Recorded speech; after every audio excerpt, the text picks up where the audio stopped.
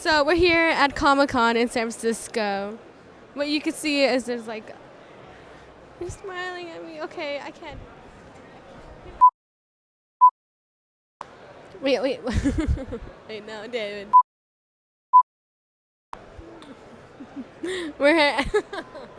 Oh, I don't like it. Camera shy. Okay. Hey, we're here at San Francisco Comicon, and as you can see, there's a ton of people here. We got fans, we got people cosplaying, we got people dressed up as all kinds of stuff. I saw Sailor Mercury here a second ago. We got a Viking all over here. There's vendors. They're selling everything from comic books to collectibles to bobbleheads to custom artwork. I even had a portrait made of myself. We'll see how it comes out. But let's go check out some of the things that they got.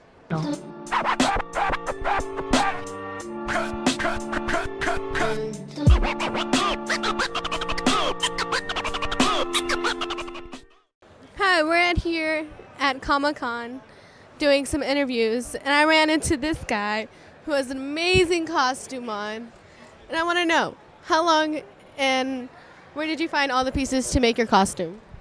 I go to the Renaissance Fair, so each time I go, I always pick up some sort of piece of armor, maybe a leg, maybe a helmet, maybe gauntlets. So that's how I collected this suit of armor. And you said that it's made, it's 16 gauge steel rings and 16 gauge steel plate. How heavy is that? In total, it is 80 pounds. Wow. How long are you staying? How long are you intending to stay at Comic-Con? I've already been here for 2 hours now, so I think I'm gonna be heading out soon. That's nice. Do you come here every year? No, this is my first Comic-Con. Oh, your first Comic-Con? First Comic-Con. Oh, that's nice. And how do you like Comic-Con? What did anybody inspire you to start coming out? A little man by the name of King Arthur, Knight of the Round Table. I hope one day I can work at Round Table Pizza as a waiter with a knight outfit, because that'd be fun. Thank you.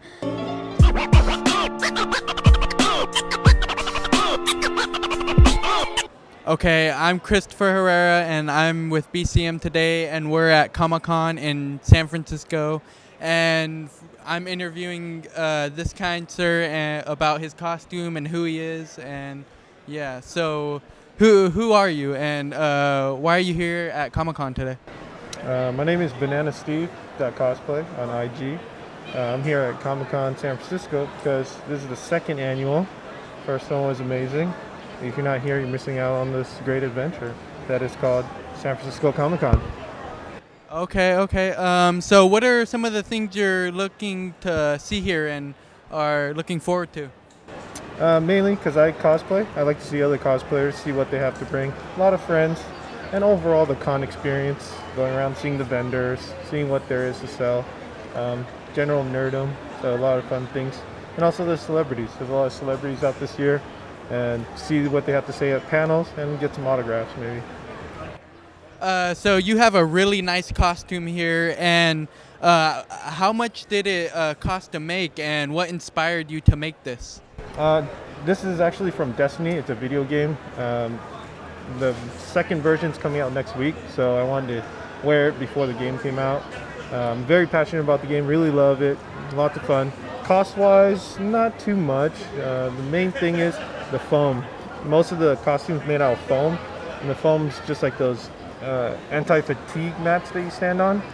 Not too costly. I mean, overall, this probably cost maybe $100, maybe less.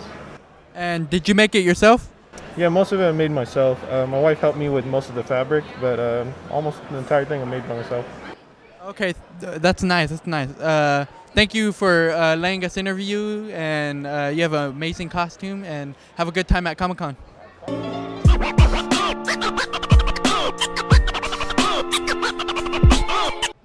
Hi, so we're here with artists. My name is Eben Burgoon. All right, and can you tell us a little bit about some of the stuff you make artwork out of masking tape? What's up with that? Tell us. This is called tapegami. It's the art of applying your imagination to masking tape. It was invented by Danny Scheibel. He's been doing tape art every day, everywhere he goes for like the last 12 years of his life, and has a city that's about 3,000 square feet. And he comes to the Bay Area Maker Faire every year, and we usually set up about 2,000 square feet of cityscape, and we travel around the world teaching people how to do this and setting up cities and inspiring people to think about tape in a different way. And then when I'm not doing that, I write comic books for a living, and I write an independent series called B Squad, which is about a bunch of mercenaries that go on really ridiculous missions, and they don't always come back. I roll a die to determine which characters are the most expendable. I kill them, and replace them with a new character, rinse and repeat, just like shampoo. What's your favorite method that you've used so far to get rid of one of these expendable characters? Oh, wow. I probably, the wiener dog issue is my favorite one. I now own 2 wiener dogs, and in one, I won't say who gets it, but somebody gets eaten by the queen wiener dog, and it's that one's hard to top. It's a pretty fun end for that character. Cool. Hey, well, thanks so much for showing us your artwork and telling us about your comic. And yeah, for our viewers out there, be sure to check out his comic. It sounds really cool.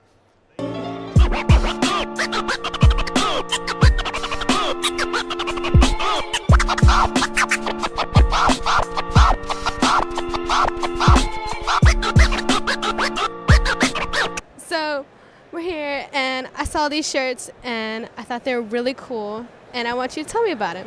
You know, where did the ideas come from? Are you guys all did you guys all put them in?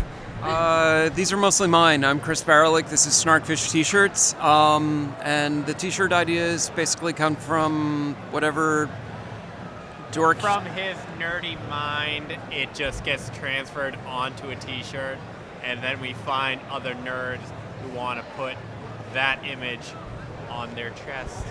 What's your most popular shirt? Probably the Perfectly Sane Cat Lady one. People relate to it really well. Or the one over here, the Cat's first. There's a crazy idea. All right. Perfectly Sane Cat Lady. This is really popular. Everyone knows a cat person in their life, and that's as it is. And the Cats versus AT-AT one. This is what cats would do if they ran across an AT-AT walker. This is just a fact of the universe. It cannot be prevented. So we've been in business almost 2 years. We're doing okay. And it's just kind of fun to come out to these sorts of things and see how people like the stuff. That's nice. When did you want to put it on a T-shirt? Did it start out with drawings, or? It started out sort of with the Thug Life shirt. A friend of mine gave me a black and white version of this shirt several years ago, just as a joke between the two of us. And, we decided let's make a rainbow version of it. Let's see how it sells. Let's see how people like it. And people do like it, It's just kind of a geeky, fun thing. So this was sort of the starter shirt, and it's grown since then. And we try to add 2 new designs every quarter. And everything's on the website, snarkfisht-shirts.com. And that's pretty much it. Thank you.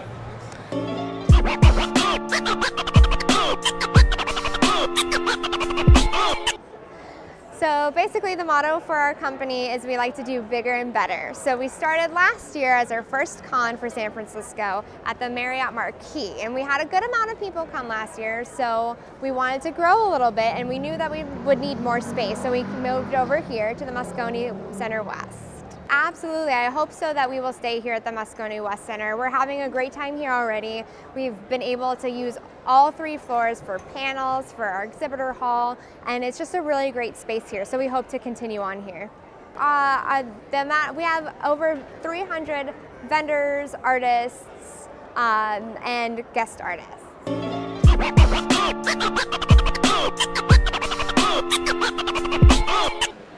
Hi, we're at Comic-Con, and I was walking around, and I saw her stand, and it seemed very bright and fun.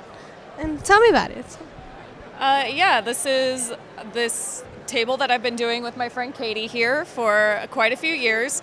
We always theme our table. We have the same 2 favorite colors, pink and blue, because they're the best colors, obviously. Yeah, and we like to have the most colorful table in the room. Pretty. Tell me about your comic books. I see that you have a series going on. Yeah, they're all standalone issues, but they're all about a unicorn who's also a doctor, Dr. Lollipop. It's kind of a cross between My Little Pony and House. Oh, that's so nice. So when did you want to like put it into a comic? Did you have like drawings, or what made you start it? I was in art school at the time for comics, so that was going to happen eventually. And I had this idea one day, and at first it was just a one-off that I used to like make my friends laugh, but then I started doing just these little like one-page doodles, and like then it turned into a couple frames. And then I started really thinking like, oh, I have something here. And then Katie approached me and was like, hey, I got us a table for Ape. We're doing Ape. Do you have a thing? And then I was like, I will make Thing. And then we all just crunched and like made Thing. And then I've just been doing it ever since. Oh, that's so nice. Did you guys come last year to Comic-Con? We did, yeah, when it was in the hotel. Oh, that's so sweet. Well.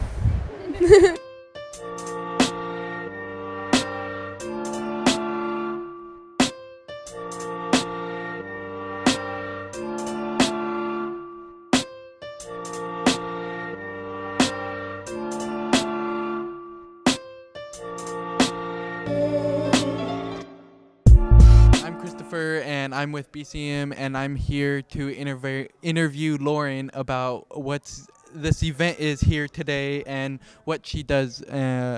So yeah, what are some of the things you do with this event, and what is it? We are Realms of Conflict. We are a live-action role-playing group. We are high fantasy and medium contact boffer combat. That refers to these weapons here. They are made of foam, and we beat each other with them. This is a variety of some of the weapons and shields that we use. We've got an axe. We've got a hammer. This is a couple different examples of a shield. We've got 2 short claws. And then these yellow sticks down below are hand-to-hand buffers for like casting spells or just, you know, touch kind of range things. Then we've got a single-handed sword, and this is a hand-and-a-half sword. And I don't have an example of a two-handed sword, which would be almost as tall as I am. Where do you guys usually set up to go LARPing and things like that? Are you here local in the San Francisco, or do you travel anywhere else, or? We travel a little bit. We are a chapter based in Berkeley. We are Realms of Conflict East Bay. We hold day games in public parks, usually at Cesar Chavez Park on the Marina. And we do that about once every month, once every 2 months. Besides that, we have weekend games in Boulder Creek, and our upcoming game is at Camp Creme in Boulder Creek. And those games run from Friday night to Sunday morning. So this is one of my fantasies to always do this, go LARPing. I've always wanted to try this. So will you fight me? Yes, I will wreck your face. Oh, okay, then we're going to get right to that. Challengers, are you ready? 3, 2, 1, fight!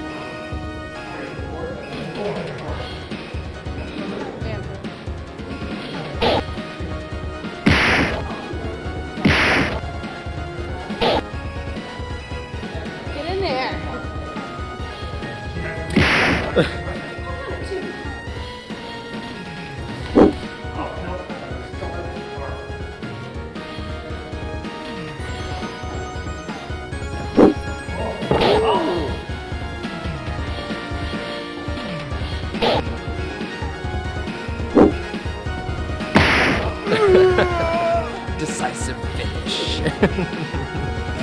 Well done. Challenge complete. You lose. Hey. All right, so I'm here with artist Mark of Monstar, and he's going to tell us a little bit about some of his new casts that he's doing and some of his prints that he has here for sale at the SF Comicon. So what can you tell us about this stuff? Well, the sculptures in particular, that's a brand new thing for me. I was getting back into sculpture, and I decided, why don't I do some mass-produced kind of things I could just paint in all different ways? And I just went for it. And I had buddies that were helping me out, kind of figure it out. And I just kind of dove in and did it.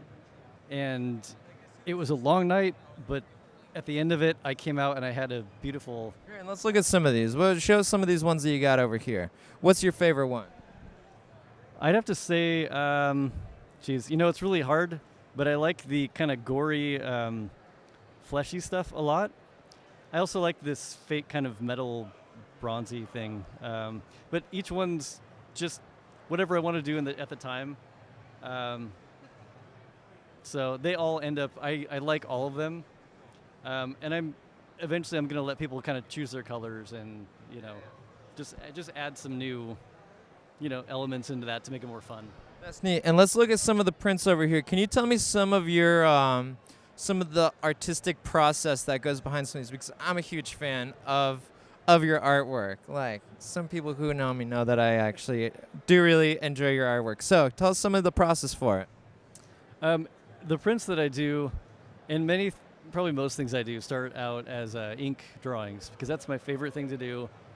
And I love all the textural stuff I can get with that. So I just naturally will sit down and do ink. Then I feel like I have a finished black and white piece. And after that, it depends what I want to do with it. Sometimes I'll put watercolor on top of it and just do an original and sell that. Or I'll make a print like these, which is digitally colored. But it all starts with the ink, because that's my favorite thing. And I get all my textural stuff in that. Hey, well, thanks so much for this interview. It's been great seeing your work. I'm glad to see you here at SF Comicon, and yeah, hopefully we'll see you around. So I'm here with Katie. Do you spell Katie with the C or Katie with the K? With a K. So tell me about your table.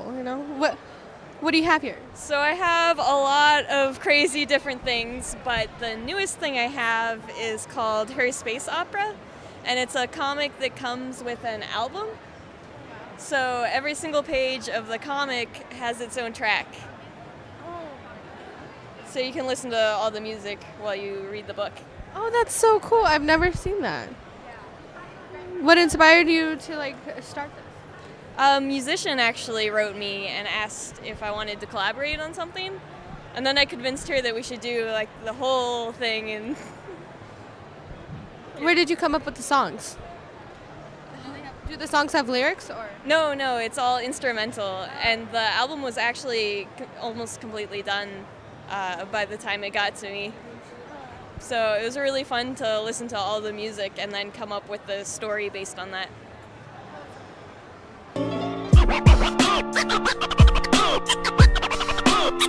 Found this.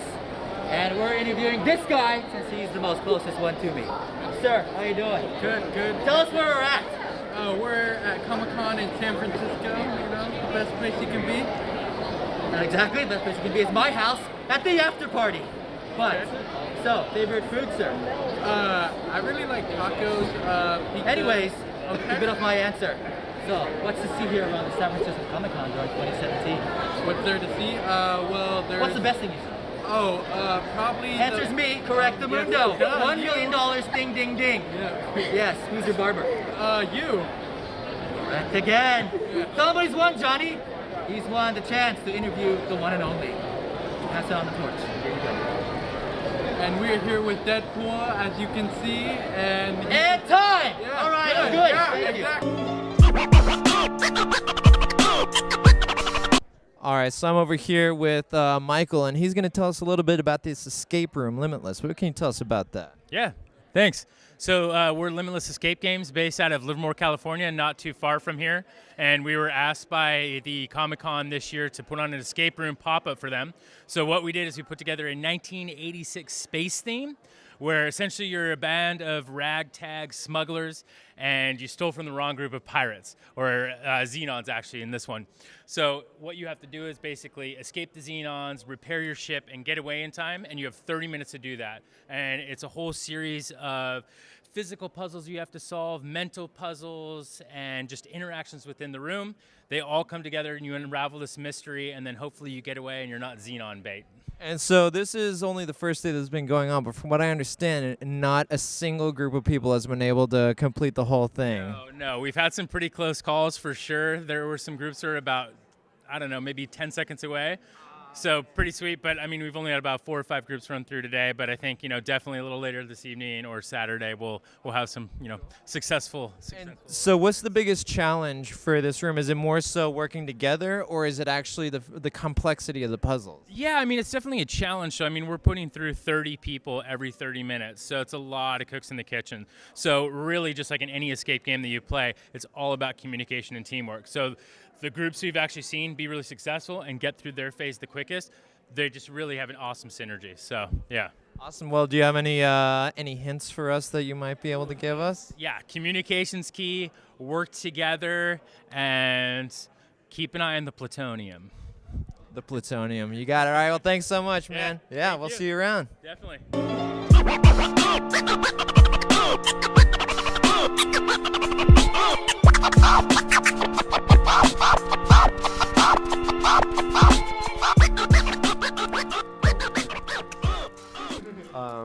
So we got done with Comic-Con. I had a really great time. What'd you guys think about it? I thought it was pretty swell. I've never had that experience, and seeing everybody and their element really seemed nice. Yeah, it was pretty great. It was my first Comic-Con. I mean, I can't wait to experience some more, and I hope to go to the San Diego one someday, the biggest Comic-Con and everything. But other than that, it was pretty good. Yeah. I know that I feel like my favorite part of it was really getting to interact with some of the artists that come through and are displaying their work. They're showing their works in progress, and you can actually talk to them about what their creative process is. But what do you guys think? What was your favorite part? Well, I really liked how they displayed their artwork because, they made it really pop with the lights and everything and made it was something to say, it grabs your attention, Stuff like that.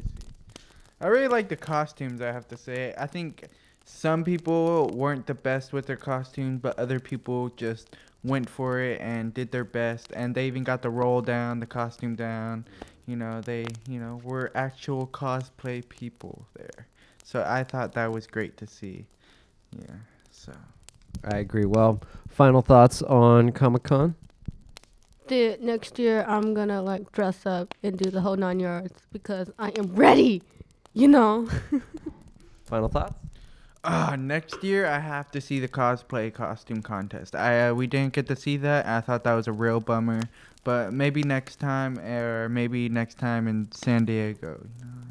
So, yeah, that's what I have to say. All right, well, there you have it. And stay tuned for more episodes of... What's our show called?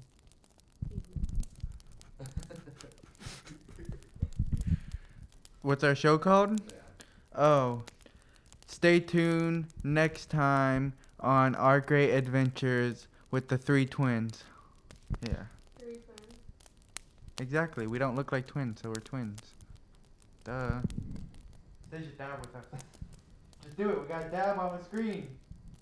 And cut.